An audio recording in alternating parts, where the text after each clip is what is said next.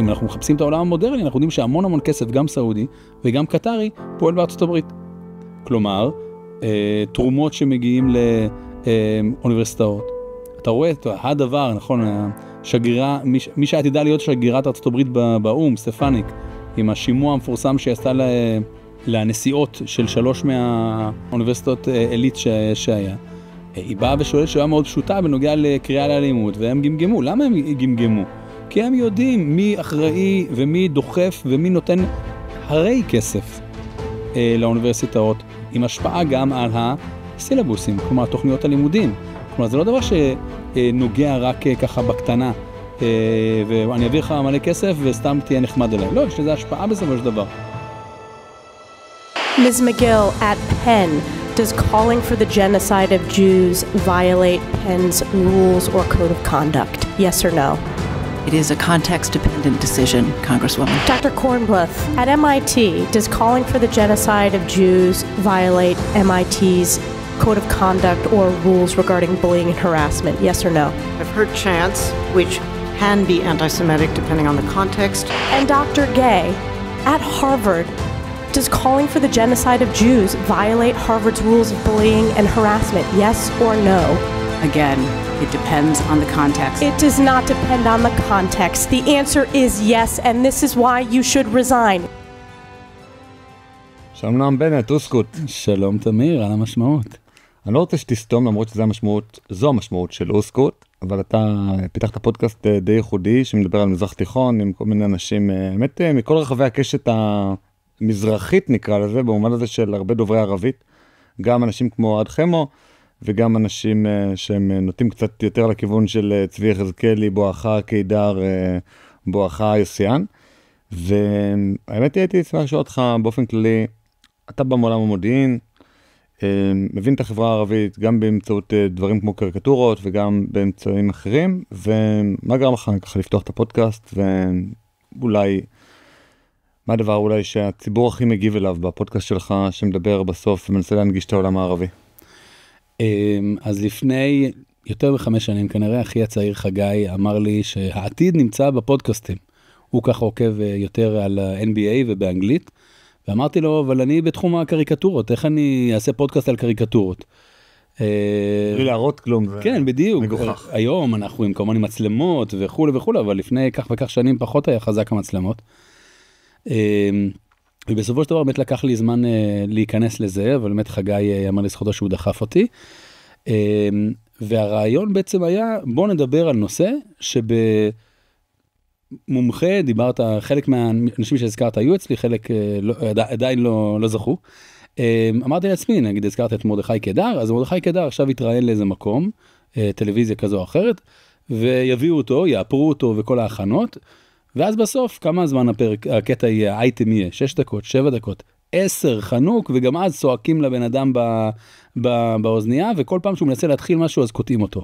והמטרה שלי בעצם, בוא נשב לקפה לאיזה שעה, ונרחיב על הנושא, לדוגמה על מרדכי קדר, הפרק ה9 שלי, דיברנו על התפתחות התקשורת הערבית, זה היה בדיוק לכבוד יום הולדת 25 של אל-ג'זירה, שהוא מדי פעם ככה מחכב שם, כשהמטרה שלי בעצם גם בפודקאסט עצמו, היא לבוא ולקחת נושא ולהעמיק בו, והמטרה היא להיות כמה שיותר גם, נקרא לזה ככה, טהורה, נקרא לזה ככה. אני לא מחפש לשמוע מה דעתך הפוליטית על א' ב' וג', למרות שברור שאי אפשר להתעלם מהפוליטיקה הישראלית, ועדיין, בגלל זה גם כל אחד אני לוקח את הנושא שהוא יכול גם הכי הרבה להיות מיוחד בו. תגובות מהציבור, מה הפרק ששינה לאנשים הכי הרבה את התפיסה שלהם לגבי העולם הערבי?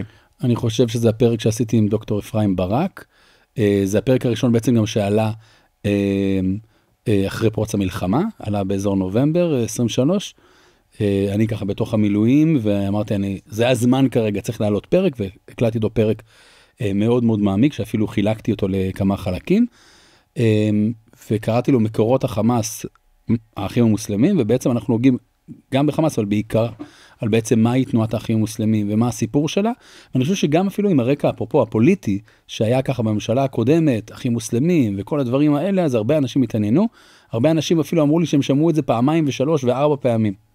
מה אפשר להגיד על רם, מנסור עבאס? זאת אומרת, אני מתבטא בדרך כלל בהקשר הזה, לא בתור מישהו שקרא את הכתבים, או אפילו לא קראתי מאמר אחד של מנסור, לא בערבית, לא בעברית ולא במתורגם. אני נצמד לפסק הדין של בית המשפט העליון, או שזה בית המשפט המחוזי, אני לא זוכר בדיוק, אבל שאומר שחמאס, התנועה, קיבלה כספים מעמותת בת של רע"מ, כיבוש 48 או משהו בסגנון הזה, ובעצם שהוכח קשר לא רק רעיוני, שזה אפשר כמובן כל טיפש יכול לדעת, אלא גם קשר מנהלי, גם קשר כספי בין רע"מ לבין חמאס. אז אני אגיד לך ככה, אני מודה שאני לא בקיא מספיק בכל הסיפור של התנועה האסלאמית. אני כן אגיד שהתנועה האסלאמית התחילה כתנועה, נקרא לזה מאוד בעייתית בתחילת הדרך, לימים היא התפצלה. גם בימי עבדאללה נימיר דרוויש, המייסד, היא הייתה ככה בעייתית עד שהוא, לא רוצה להגיד חזר בתשובה, אבל כאילו שינה את דעותיו. בסופו של דבר הייתה את החלוקה בעצם בין הפלג הצפוני בראשות ראאד סלאח, והפלג הדרומי שהוא לכאורה היותר נעים לישראל, יותר שמקבל את המדינה. עכשיו בנוגע לפרטים באמת מה, איך קשור, לא קשור עם הכסף, אני מודה שאני לא בקיא בו, אני לא רוצה סתם להגיד דברים. לא, אני רק אומר שהבעיה עם האחים המוסלמים, או עם הרבה מאוד תנועות שקשורות לרנסנס של אסלאם, אנחנו נדבר גם בהמשך הפרק על המהפכה האסלאמית באיראן ועל דברים נוספים, אבל הבעיה איתם זה שהם רגילים היו להיות תחת משטר דכאני, בין אימפריה עות'מאנית, בין שלטון מצרי, האחים המוסלמים התחילו במצרים, מקום שבו אין חופש ביטוי, ואז הם חייבים לדבר בכפל לשון. דרך אגב, גם השיעים היו רגילים תמיד לכפל לשון, כי הם תמיד היו מיעוט בארצות סוניות, ואז אתה לא יודע אם להאמין להם. הוא בא ומפרסם מאמר שהוא בעצם מקבל את מדינת ישראל, ומכבד, ומדינה יהודית, וזה, ומה שלפעמים בשמאל הרגיל היהודי לא אומרים, ואתה לא יודע אם להאמין לו. ואז מה אתה נשאר? אם לנו מעביר את הכסף, רגע, איפה הכיס שלו נמצא? לא איפה הדיבורים לא מעניינים. אז תראה, גם תנועת האחים המוסלמים קמו ככה בסוף שנות ה-20 של המאה הקודמת, קמו באסמאעיליה במצרים, והם בעצם מביאים מהלך רפורמיסטי, שהוא בעצם משנה את הכל. כלומר, גם דיברנו על זה לא מעט בפרק 47 עם אפרים ברק, שבעצם הם, תמיד אנחנו מחפשים, האחים המוסלמים זה חבורת רבנים במרכאות או חכמי דת, והתשובה היא לא. האחים המוסלמים במקור שלה היא תנועה סלפית. כלומר, תנועה שבאה ואומרת, אם תרצה בתרגום שלנו, תנועה קראית. כלומר, הם באים ואומרים, לאורך השנים האסלאם נכנס פה המון דברים שקלקלו אותו. השפעות של האימפריות השונות, לדוגמה, השפעות טורקיות, השפעות פרסיות, והשפעות מן הסתם של הדתות השונות, כולל הדתות המונותאיסטיות. ובעצם בא חסן אל-בנה ב-1929 ואומר, אני רוצה, וגם כמובן אנשים שקדמו לו, אני רוצה לחזור אל המקור, אני רוצה לנקות את האסלאם, כלומר, אני הולך אחורה, כדי להתקדם קדימה. זה מה שנקרא פונדמנטליזם. בוודאי, פונדמנטליזם לחזור ליסודות. נכון, כמובן שהביטוי המקורי הוא בא מהנצרות, אבל כמובן זה בהקשר שלנו. ואז בעצם נגיד ביטוי כמו הג'יהאד. הג'יהאד, אם נפתח מילון, ג'יהאד, ג'הדה, זה מאמץ. עשה מאמץ גדול. ואז השאלה, מה זה מאמץ? אז המאמץ המקורי, זה יהיה מאמץ פיזי, זה מה שאנחנו מכירים, באמת מלחמת הקודש הזאת, הג'יהאד הייתה באמת במשך מאות שנים באסלאם, הגיעו עד מרוקו, עלו לספרד, הגיעו לחלק מצרפת אפילו, הגיעו כמובן גם מזרחה, אבל מה קורה כשזה נגמר? כאילו, הרי האסלאם לא נלחם כל הזמן. מה זו המצווה הזאת? ואז יבוא הבן אל האב או אל הרב, האימאם, ויגיד, רגע, מה זה ג'יהאד שלמדנו בבית ספר? מה זה אומר? מה, יכול להיות שהאלוהים נתן מצווה שבוטלה? ואז בעצם הג'יהאד קיבל איזו התפתחות מסוימת, ודיברו, לא, זה הג'יהאד הקטן, המלחמה. הג'יהאד הגדול זה ג'יהאד הנפס, ג'יהאד הנפש, אם תרצה, חזרה בתשובה, המלחמה עם היצר. ואז פתאום באים ואומרים, יש ויש, ואז מגיע חסן אל-בנה, אחים מוסלמים, והוא אומר, סליחה, מה זה כל הלוי דווי הזה? זה לא מה שהתכוונו. אל תתן לי פה את כל ההשפעות. אז מה זה אומר? זה אומר שאם תפתח להבדיל פה גם את התנ"ך, תהיה כתוב לך יד עין תחת עין, שן תחת שן. מה, רגע, אם מישהו עכשיו מוצאים לו את העין, אז נוציא לו גם את העין? לא. יבואו חז"ל ויסבירו לנו, לא, יש עניין של איזה נזק היה לו בעין, כמה אתה צריך לשלם, הכל עניין של דמים, עניין של כסף. בוא נלך למקומות יותר קרובים, נגיד מצוות מחיית עמלק, אז אוקיי, אני צריך עכשיו ללכת ולעשות בדיקות גנטיות ולמצוא עמלק, אולי כן, אולי זה המדינה צריכה, כי המדינה עכשיו היא המימוש של כלל ישראל, עכשיו באופן כללי לנו יש את היתר מהגמרא, מה לעשות? נבוכדנצר בולל את העמים, זאת אומרת, כבר אין 100% עמלק, ולכן גם המצווה לא קיימת, לא על הכלל, לא על הפרט, על אף אחד. מצוות כיבוש הארץ, מצוות עלייה לארץ, האם זה מצווה של הכלל, של הפרט, גם את אותם דברים בדיוק יש באסלאם, שוב, להבדיל, אבל יש את הדברים האלה באסלאם, גם האם זה מצווה לפרט או מצווה לכלל, האם מצווה לפרט היא רק לתרום כסף, או באמת להיות שותף פעיל. סתם לדוגמה, יש את עבדאללה עזאם, שעבדאללה עזאם יש לו שתי תנועות שהוא אחד האבות שלהם, יש גדודים של עבדאללה עזאם בחמאס. מי זה האיש הזה? עבדאללה עזאם נולד פה אצלנו, בפלסטין. בישראל. כן, כן. הוא לימד, הלך ללמוד באל-עזר במצרים, לימד גם בירדן, בשלב מסוים הולך ללמוד גם בסעודיה, שם הוא פוגש אלם חמודות בין עשירים בשם אוסמה בן לאדן. שני החבר'ה האלה, אוסמה בן לאדן ועבדאללה עזאם, כאשר בדצמבר 1979 הצבא האדום כובש את אפגניסטן, הוא מנסה לכבוש את אפגניסטן, הדבר הזה מזעיק את העולם המוסלמי, והם באים לאפגניסטן, קודם לפקיסטן כדי להתארגן, והם בעצם עוזרים ללוחמי הג'יהאד, מה שנקרא המוג'הידין, מי מכם שראה את רמבו 3 יודע על מה אני מדבר,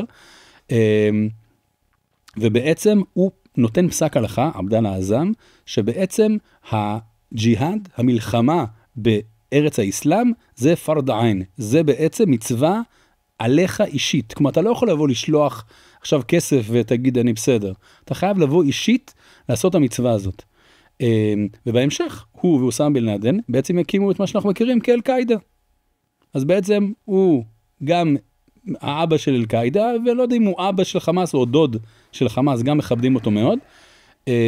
ויש כתבים של עבדאללה עזאם שנמצאו לאורך השנים בחברון, במקומות אחרים, בעצם עבדאללה עזאם הוא דמות משמעותית. ואפשר להגיד שהתנועה הזאת, אל-קאידה, היא חלק מעוד תנועות שמדברות על רנסנס אסלאמי פונדמנטליסטי, אפשר לקרוא לזה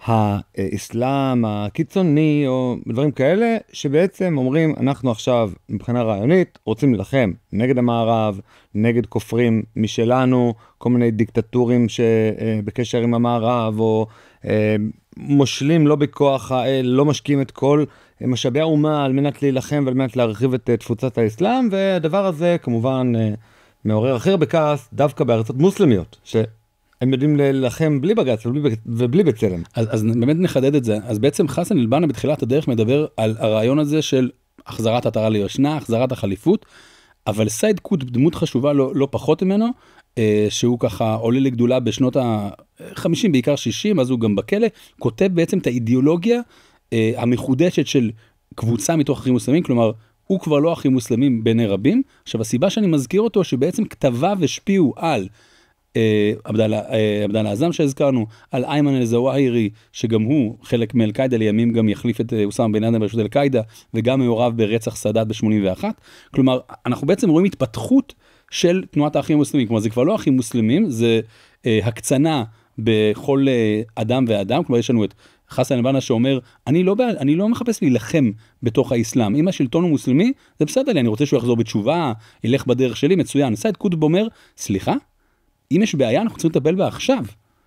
כלומר, אם חסן אל-בנה, אם תרצה, הוא מבשל בפויקה, סייד קוטב אומר, אנחנו רוצים עכשיו במיקרו. כלומר, אני רוצה כאן ועכשיו את השינוי. ובעצם את הדברים האלה אנחנו בעצם רואים, כמו שאתה מתאר, הוא מדבר נגד שלטון גמל עבד אל-נאצר, ממש במילים שהגדרת אותו, ומשום כך הוא שלטון כופר. למרות שנאצר עשה את החאג' והוא מוסלמי לכל דבר. אם הוא הולך לפי חוקי בני אדם, אז הוא כופר, אנחנו הולכים רק לפי חוקי האל. ואז אנחנו משדרגים את זה, כל מה שאנחנו מכירים כסלפיה ג'יהאדיה, אל-קאידה וכמובן בהמשך גם דאעש. והדבר הזה של אותה תנועת החזרת עטרה ליושנה, שוב הכל להבדיל, אנחנו כמובן לא נצא מהדיוקים דיוקים ומלהגיד שזה שונה מהתורה, אבל התנועה הסונית הזאת גם קורית באיזשהו מובן בלבוש די שונה בעולם השיעי באיראן, ועשית פרקים עם ליאורה הנדלמן בעבור, על הימים האלה או על השנים לפני המהפכה האסלאמית באיראן, מי בעצם חולל אותה, מה היו הגורמים שבעצם השפיעו על חמינאי ועל חומני מהפכה שהם בסוף ביצעו בפועל, אבל היו הרבה מאוד רעיונות שהגיעו, האמת, למרות שהם קוראים לעצמם תנועה פונדמנטליסטית שהגיעו מהמערב, שהשפיעו עליהם גם וגרמו להם בעצם לבסיס הרעיוני של המהפכה באיראן. אז אחד הדברים שאני אוהב לעשות זה כל הזמן להגיד, אבל זה לא רק. אז גם בהקשר הזה, כשאנחנו מנסים לדבר על המהפכה האסלאמית, אז רק נזכיר, עד פברואר 1979 בעצם יש כ-2500 שנים של ממלכה באיראן, השושלת האחרונה, שושלת פהלוי, בין השנים, בפועל מ-1921 או 1925-26, עד נפילת, זה האב ולאחר מכן הבן שנופל ל-79, והדמות שבעצם מפיל אותו זה חכם דת בשם האייתוללה רוחולlah חומייני, שרוב השנים הוא בעצם בגלות בעיראק, ואז כמה, זה בערך 100 ימים נמצא בצרפת, כולם מדברים בצרפת, אבל זה רק 100 ימים, ואז אני בא ואומר, אוקיי, אז חומייני בא ואומר, אני רוצה מדינת הלכה, אני רוצה שלטון חכם הלכה, אוקיי, סבבה, אבל זה הדבר היחיד, הרי כל הדבר שמדברים על המהפכה האסלאמית, שהיא לא לגמרי אסלאמית. כלומר, חלק גדול בעצם בקבוצה הזאת, חלק היו קומוניסטים, וחלק היו חילונים, וחלק היו סטודנטים, וחלק היו מסורתיים, וכל החבורה הזאת בעצם לא אמרה, אנחנו רוצים את חומייני. הם אמרו, אנחנו רוצים מהפכה. מה אנחנו רוצים? להפיל את השלטון. ואז מה יקרה? כל אחד דמיין שהוא ימשוך את זה לכיוון שלו. נראה לך שהקומוניסטים רצו שלטון של חכם דת. כן, אני מזכיר, קומוניסטים הם בעצם אתאיסטים. זה לא רק נצרות, כאילו כיוון איזה, זה ממש אנטי דת. חומייני ממש לא הקפתי שלהם. אבל מה? כל אחד חשב, אנשים יודעים... כל אחד חשב שהשאר הם אידיוטים שימושיים, והוא עכשיו ימשול. וזה יותר מזה, אנשים אומרים, אנחנו למדנו מההיסטוריה. כלומר, הוא אומר, רגע, אתם יודעים שלעומת העולם הערבי, שהמהפכות היה מהדרג הביניים, כן, כל חבורת הקצינים, אם זה נאסר, אם זה אסד, נאסר במצרים, אסד בסוריה, קדאפי בלוב, זה בעצם הדרג ביניים שמשתלט על המדינה. באיראן, לאורך השנים, יש מחאות ענק שמשפיעות מכל גווני הקשת. זה מה שמיוחד באיראן במובן הזה, שהם מתאחדים כולם לטובת מטרה. ב-1890 יש מה שנקרא מרד הטבק. אם תרצה, היום היינו קוראים לזה פשוט מרד צרכני.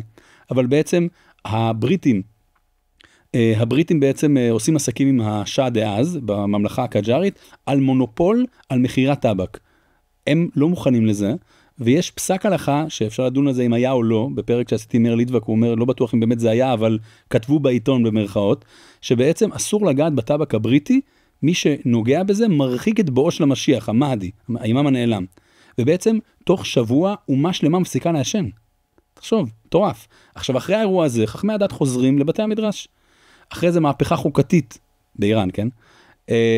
ב-1905-6, בלגן גדול, גם שם חכמי הדת מעורבים, ובסוף הם חוזרים לבתי המדרש. קצת לפני שהקלטנו, דיברנו על אירועי 1951 עד 53, הלאמת הנפט על ידי מוחמד מוסדק. עוד פעם, יש חכמי דת מעורבים, ובסוף הם חוזרים לבתי המדרש. כלומר, הגיוני מאוד שאנשים שבאו וצעקו, אז הם בעצם אמרו, אני מחזיק שלט ענק של אותו חכם דת חומייני, אבל אני מתכנן משהו אחר. ועכשיו אני חוזר למה ששאלת. ליד חומייני, יש דמות אחרת, יש תמונות שאתם רואים, זה לא פוטומונטאז'. כן, לא פוטומונטאז', לא היום עם AI והכל. אז אתה רואה שלט ענק של דמותו של אותו חכם דת חומייני, של ימים יהיה השליט באיראן מלך 79 עד 89, יש את עלי שריעתי, דוקטור, למד בסורבון, שהוא בעצם, יש רבים שרואים שהוא האדריכל של מהפכה האסלאמית. שאני אומר, רגע, האדריכל, איך אנחנו לא יודעים מי הוא? ואז אני טיפה מחפש, ואני שומע על עלי אחמד, שזה עוד דמות טיפה יותר קדומה, כן, מבוגר לנו באיזה 10 שנים, וגם הוא מדבר על כיוונים האלה. שוב, הוא לא אומר מהפכה האסלאמית, הוא לא אומר את הדברים האלה. מה הוא כן אומר?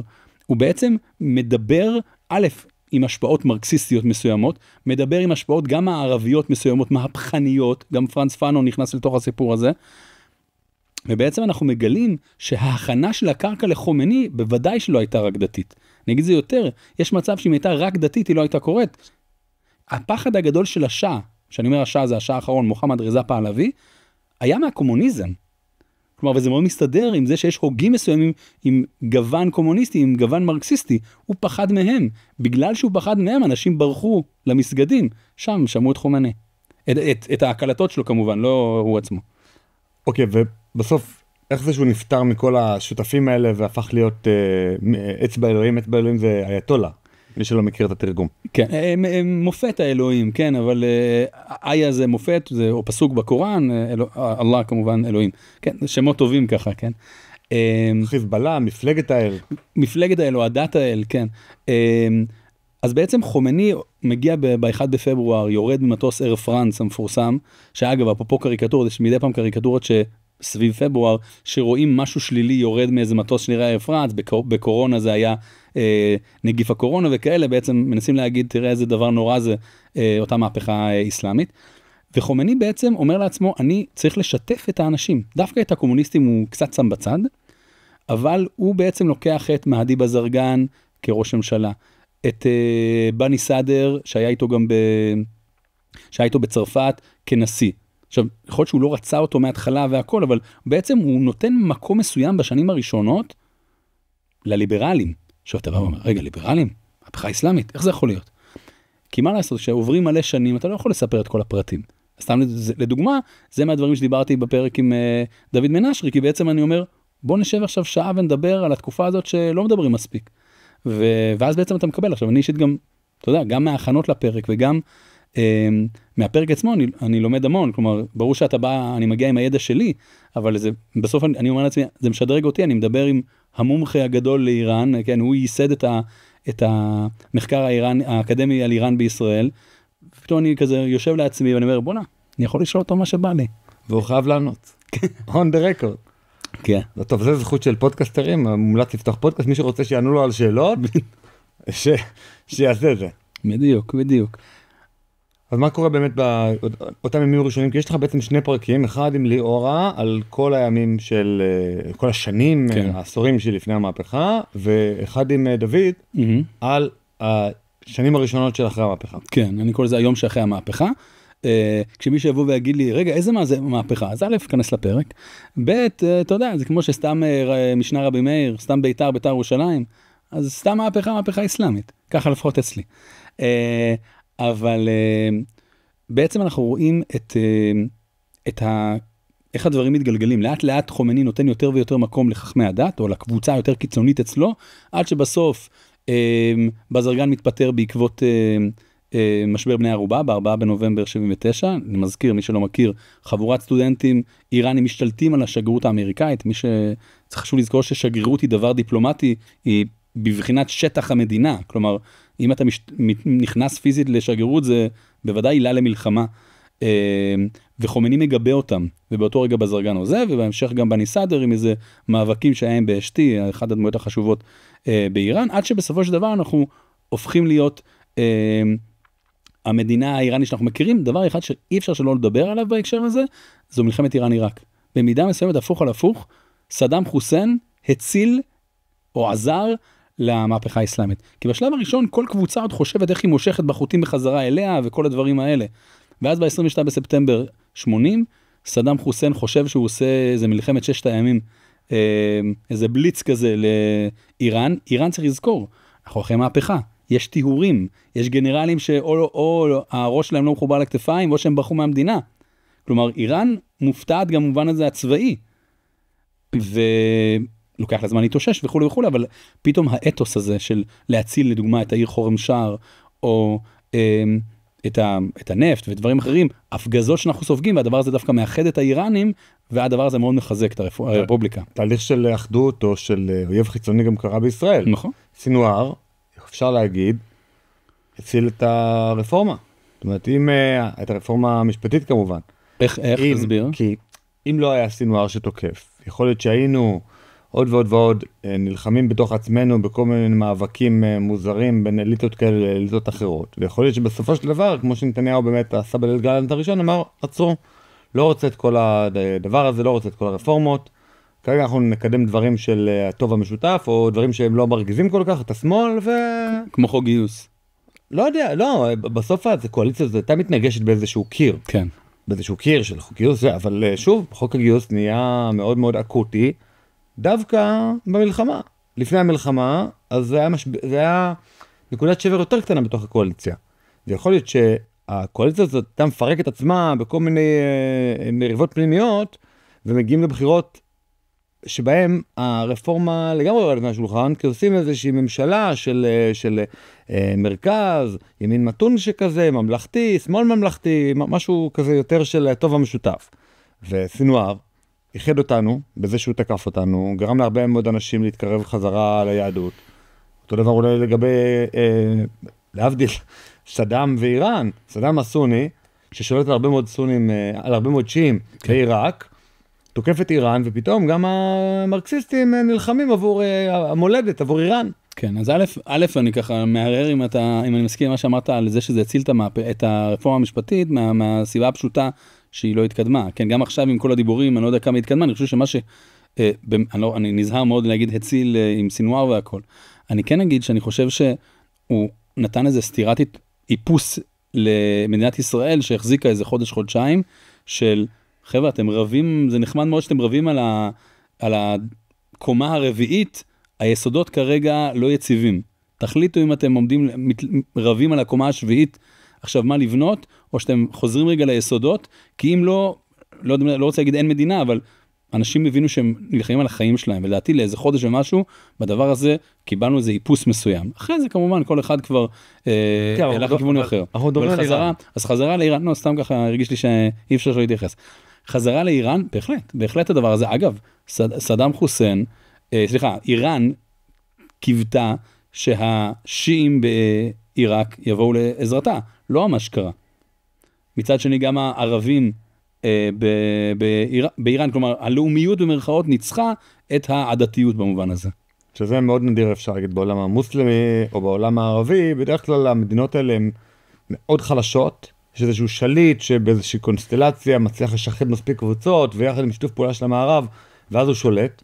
אבל המדינות האלה הן לא באמת חזקות במובן הזה שלנו, של בסופו של דבר 70-80% פה יהודים, אנחנו מבינים שאם אנחנו לא נלחם כתף על כתף, נהיה תלויים אחד לצד השני, או שרופים בתוך איזה בית. זאת אומרת, בסוף יש פה אחדות אתית הרבה יותר גדולה במדינת ישראל, מאשר בכמעט כל מדינה בעולם המוסלמי. צריך לזכור שלמעט אני שם רגע בצד את איראן, שאגב היא, הרבה מדברים על זה שהיא באמת מחזיקה המון שנים, גם המהפכה 45 שנה, אבל בסופו של דבר צריך לזכור שאיראן היא 50% פרסית, יש בלוצ'ים, יש אזרים, יש ערבים כמובן, מאוד מגוונת. שאר המדינות זה בעצם חלוקה של סייקס-פיקו, הסכמים אחרים סביב מלחמת העולם הראשונה.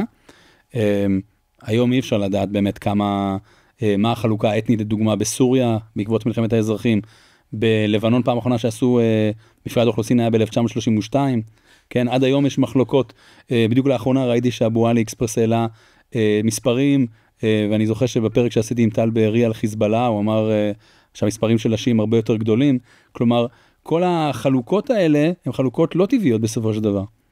כאילו, אתה יכול גם להסתכל על כל אחד מהמיתים, סתם דוגמה, הדרוזים יש בישראל, דרוזים יש בסוריה, דרוזים יש בלבנון, ואפשר לתת מאפיינים לכל אחד ואחד מהם. אז כל אחת מהמדינות האלה בעצם, הכפייה המערבית, הכריחה אותם ללכת לאיזה כיוון מסוים. עוד מדינה שהיא מדינה מאוד חלשה, ואף פעם לא ברור מה יקרה איתה בשנה הבאה, או עוד שנתיים, זו ירדן, וגם עליה היה לך פרק, ובאמת זאת מדינה שוב, אם לא מתעמקים, או אפילו לא קוראים איזה מאמרון קטן, בטוחים, איש ירדן, מדינה שמאז 1970, ספטמבר השחור, יציבה, יש מלך, יש פרלמנט כזה, צ'וקו מוקו, שמדי פעם מחליפים את הראש ממשלה, את הזה בהוראת המלך, אבל מדינה סך הכל שהיא הייתה אתמול וגם תהיה מחר, אולי כמו מצרים, אבל זה הדבר הכי רחוק מהמציאות. מדינה שאף פעם לא ברור מתי הרוב הפלסטיני בה ייקח שליטה, אולי תהפך להיות ארץ טרור מחדש, גבול מאוד ארוך עם מדינת ישראל.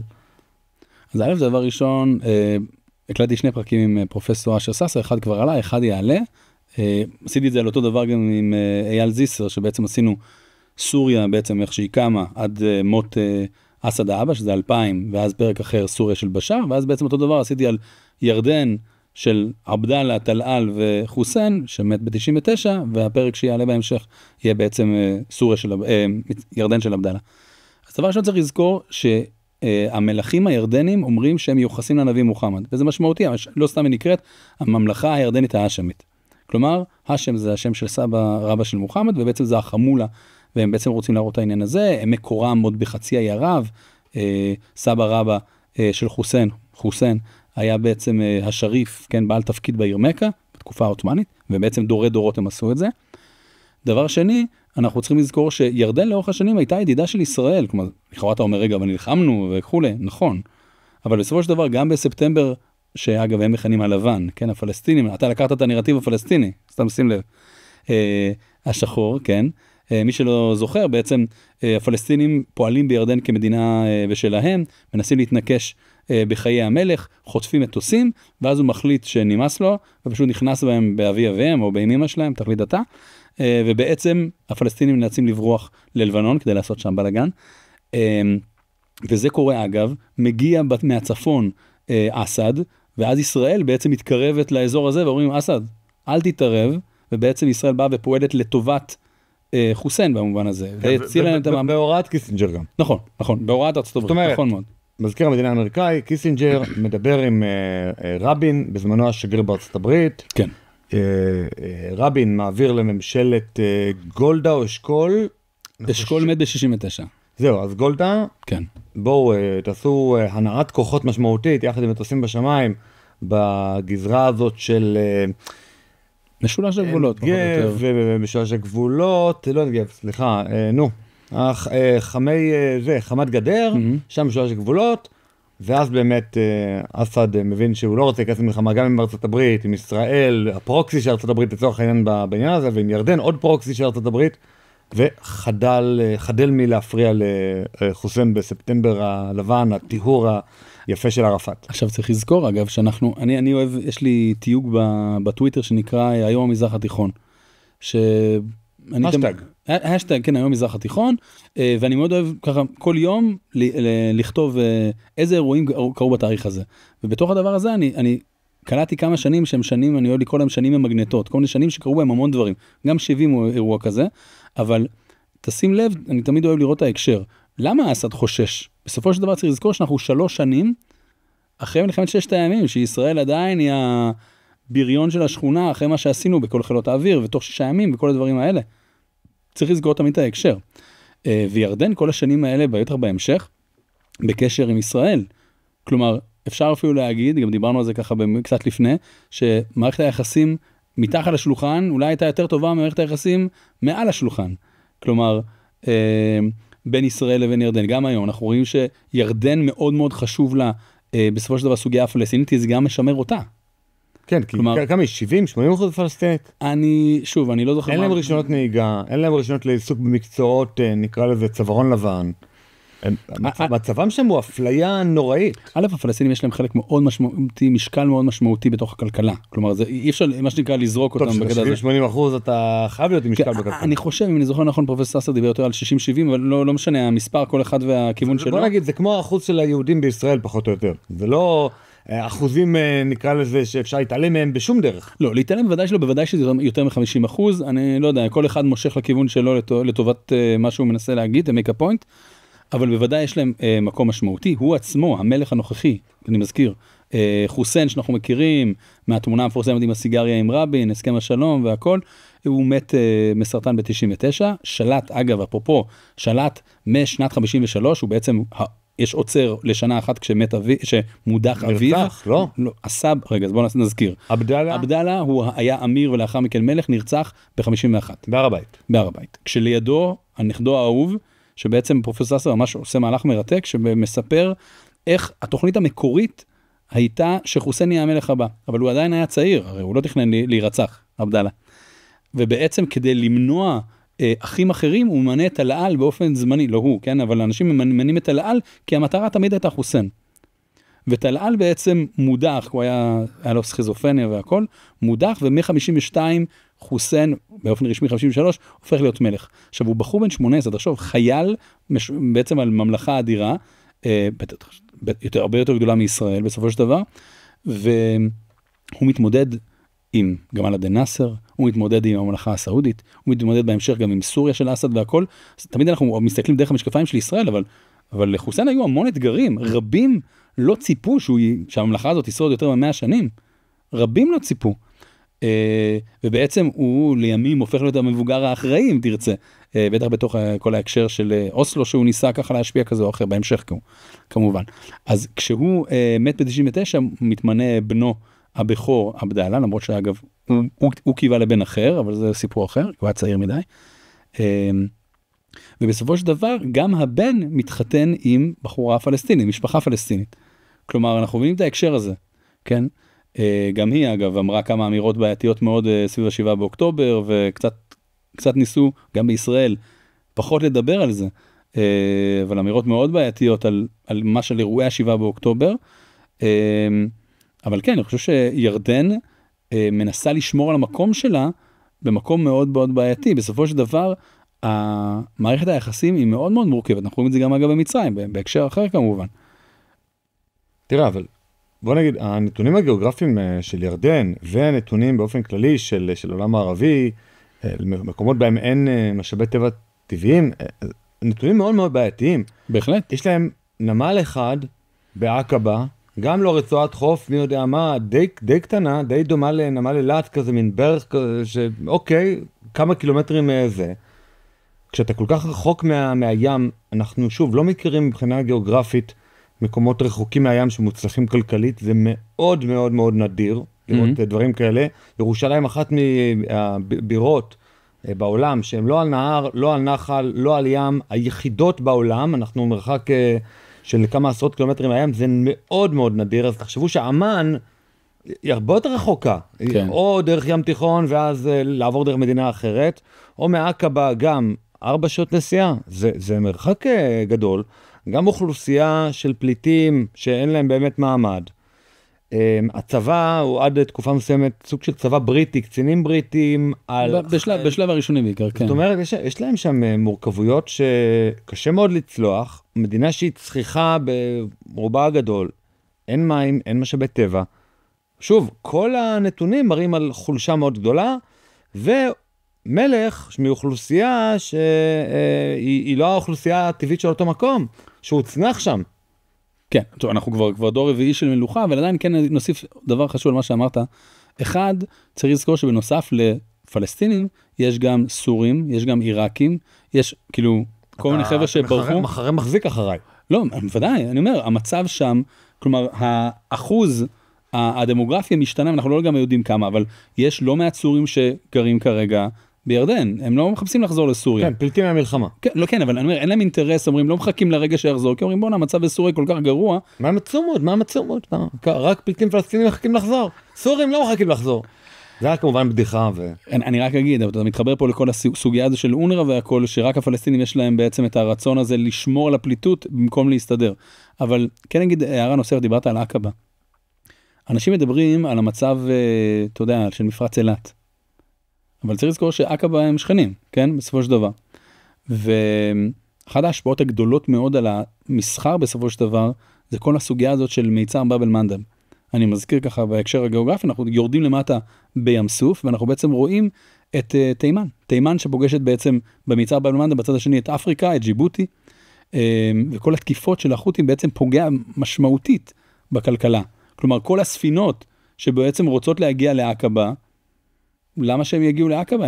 יכול להיות שהם עושים עכשיו את כל הסיבוב דרך כיף התקווה הטובה של אפריקה, ועושים את כל הים התיכון כדי בעצם להגיע אולי לנמל חיפה, אולי לסוריה, כדי להגיע בסוף לירדן. כלומר, כל האזור הזה של הים, שלא לדבר על מצרים, שמפסידה מיליארדים. ובדרך יש מלחמות, זאת אומרת, בלבנון, לחימה, בסוריה, לחימה, מלחמת אזרחים, שנמשכת, למרות שהיא כבר די נגמרה, אבל כל מיני דרכים במדבר, שנשלטים לפעמים על ידי כנופיות ודורשים בקשיש, וזה לא בדיוק, שוב, זה לא מתכון טוב לכלכלה מתפקדת בכלל, ואתה יודע, הרבה אומרים, יש שלום כלכלי, אם יהיה הרבה כסף, יהיה שלום, אז לא זה נכון, ולא העוני מביא שלום. שני הדברים הם הרבה פעמים גורמים לזעזועים בחברות.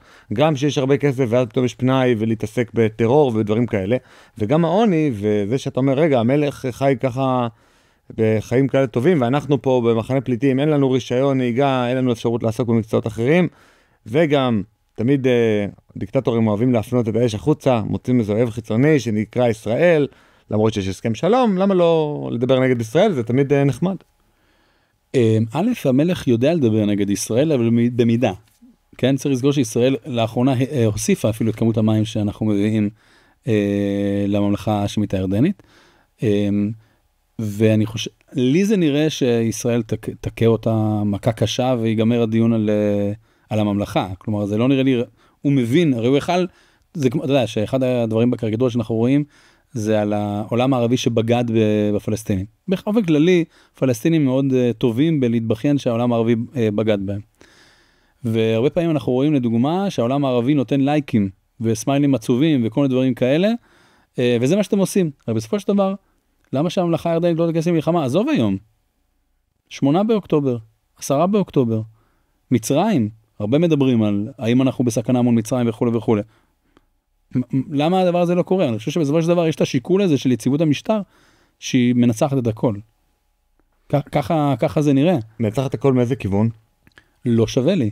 אם אני עכשיו הולך לתקוף את ישראל... לא, ברור שהוא לא מעוניין במלחמה מול ישראל, כי זה כנראה אומר סוף משטרו, כי הוא בסוף עם מאפיינים מסוימים של חולשה, שלא מאפשרים לו באמת להוביל מלחמה ולשרוד את הדבר הזה. לישראל גם אין אינטרס שהוא ייפול, כי אז באמת יהיה שלטון לא ברור, מי יהיה בשלטון, יש שם איזה אל-קאידה, יש שם חיבור יבשתי מאוד חזק לעיראק, לסוריה, לאיראן, זה יכול להיות בעיה מאוד גדולה אם יישב צבא או טרור עוין בבקעה. נכון, בהחלט. לאף אחד אינטרס להילחם, אבל לכולם יש אינטרס לבוא או בעיקר נקרא לזה לממלכה או למלוכה, יש אינטרס כן ליצור משברונים מול ישראל ולהראות, הנה אנחנו שווה שנהיה בשלטון, כי אנחנו בהר הבית דוחקים את רגלי יהודים, ואנחנו דואגים לאינטרסים של פלסטינים ביהודה ושומרון ובכלל, למרות שהם פגעו בפלסטינים בצורה הכי קשה, הם לקחו להם את האזרחות, ממש אחרי הסכם השלום או בעקבות הסכם השלום? לא, האזרחות בעצם לדעתי זה ב-88, בניתוק הזיקה. אתה צודק, נכון, ב-88, סביב... מיד אחרי האינתיפאדה בעצם. האינתיפאדה פורצת בדצמבר. במדריד, יש שם פשוט לקיחה של האזרחות של מי שעוד נשאר אזרח ירדני, ושל הילדים שלהם כמובן, מירדן. הם היו אזרחים, כלומר, תושבי שכם היו אזרחי ירדן, ב-67, ופוף, לוקחים להם אזרחות. כן. צריך לזכור, אני אומר, סתם ככה, האינתיפאדה פורצת בדצמבר 87, ב-88 בעצם אמנת חמאס יוצאת, ובעצם צומח לנו חמאס בעצם בדצמבר, אבל היציאה החוצה היא ב-88, ובשלב מסוים, בעצם במהלך 88, אם זכור לי נכון הקיץ, בעצם המלך מנתק את עצמו, אומר, אני מנתק את הזיקה בעצם לפלסטינים, ובעצם פה הוא, אם תרצה, מעביר את המקל לאש"ף. כן, למרות שכבר לפני כן... הוא יוצר את הבעיה הפלסטינית בעצם בצורה מאוד מלאכותית. אם עד אז הייתה אפשרות לעשות איזו אופציה ירדנית של שיתוף פעולה כזה או אחר, או להקים איזה סוג של מדינה שיש לה גם רשויות מקומיות, במקום שזה לא המדינה שלה, שיתוף פעולה, של האזרחים שלה. פתאום הוא לוקח להם את האזרחות ואומר, מי ידאג להם לאזרחות להיות שווה זכויות? ישראל. כיוון מעניין. לא, זאת בעיה מאוד גדולה, בוא נגיד הממלכה הזאת יוצרת, אבל בוא נגיד ככה, משלל סיבות, וגם מהרבה אינטרסים איראנים, הממלכה הזאת יכולה לקרוס בכל יום, כבר מאחלים לה או מצפים שהיא תקרוס. הרבה מאוד שנים לא האמינו שהיא תגיע לשנת 2024, כשהיא עוד עומדת על הרגליים.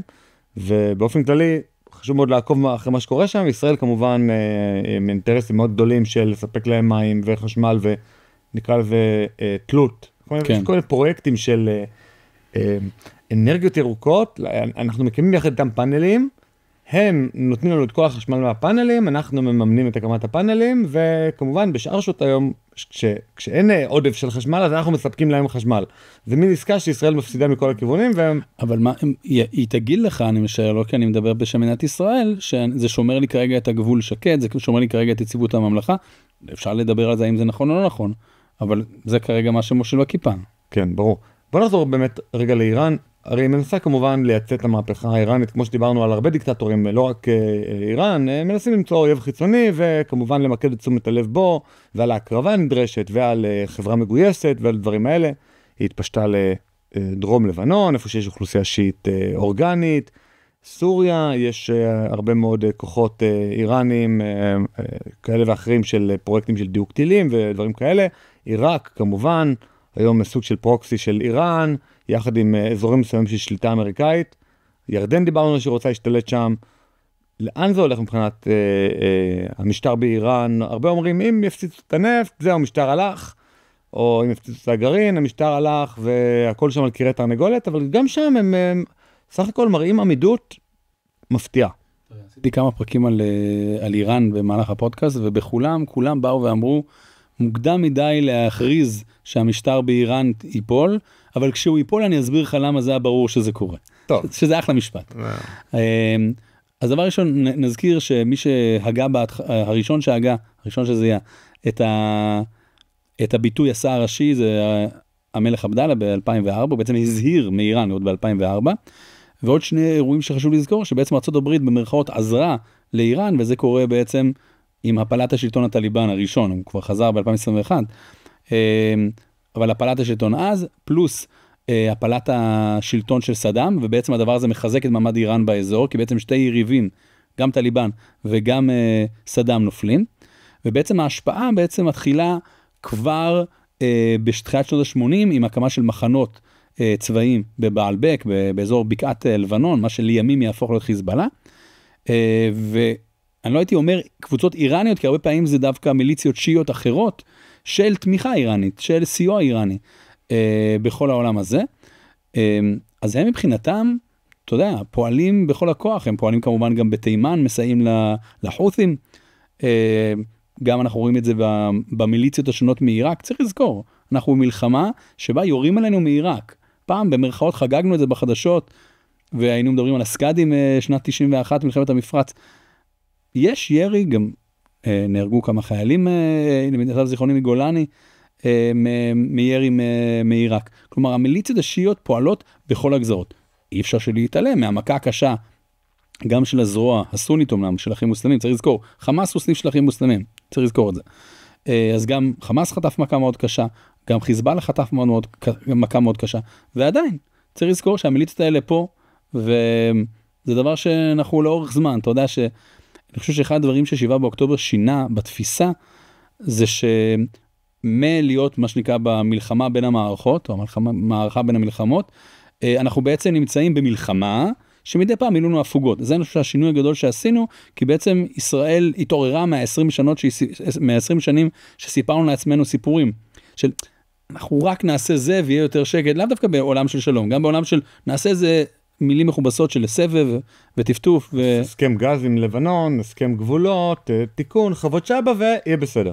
צריך לזכור שבסופו של דבר, ב-24 במאי 2000, ישראל יוצאת מלבנון, ולכאורה חיזבאללה אמור היה להתפרק מנשקו, מהסיבה הפשוטה, הוא סיפר על עצמו שהוא מגן הדרום. אם אתה מגן הדרום, זהו, ישראל יצאה לקו הכחול מה שנקרא, ואז הוא אומר, לא, יש, אם אני זוכר נכון, 16 או 18 נקודות שאנחנו במחלוקת, כמו רג'ר, כמו חוות שבא שהזכרת, ואז הסיפור לא נגמר. אתה יודע, יש סיפור בסוכנות היהודית, הקימו מחלקה להזהרת הציבור מפני הפצצות מהאוויר במלחמת העולם השנייה, ואז נגמרה מלחמת העולם השנייה. מאי 45, יש מחלקה בסוכנות, קביעות, פקידות, מנהל וזה. אני חושב שהמנהל היה שרת, אולי באיזשהו שיתוף פעולה עם עוד אנשים אחרים, כי הוא סך הכל היה בכיר מדי בשביל להיות רק ראש מחלקה להפצצות מהאוויר, ואז שאלו רגע מה עושים, ישבו בסוכנות, אמרו מה עושים, והחליטו שהמחלקה הזאת כמובן אף אחד לא יפוטר, לא לדאוג, אנשים ישמרו על מקומות העבודה, והמנהל יזכה להיות מנהל עוד הרבה שנים, אבל יסבו אותה לצורך אחר, כי כמובן גופים בירוקרטיים חייבים למצוא עבודה, וזה הוחלף להיות מחלקה להסבת שמות משפחה לועזיים לשמות משפחה עבריים. יפה. אז כשם שבמקומות אחרים בחיזבאללה ידעו לבוא ולשמור על המאבק חי ובועט, ככה גם ידעו בסוכנות היהודית, להבדיל בסוכנות היהודית. אני כן רוצה שנעבור עכשיו לקטע של על המשמעות פלוס, לקטע של המנויים שלנו, יש בעצם חבורה מאוד נכבדת של אנשים שמאפשרים את קיום הפודקאסט הזה והשארתו באוויר ויצירת תכנים אינטנסיבית שמשפיעים בחברה הישראלית. אתם מוזמנים להצטרף, הקישור נמצא פה בתחתית הפרק, ואני אשאל עכשיו את נועם בנט מאוסקוט, שאלה באמת לגבי החדירה של האסלאם לקמפוסים בארצות הברית. אנחנו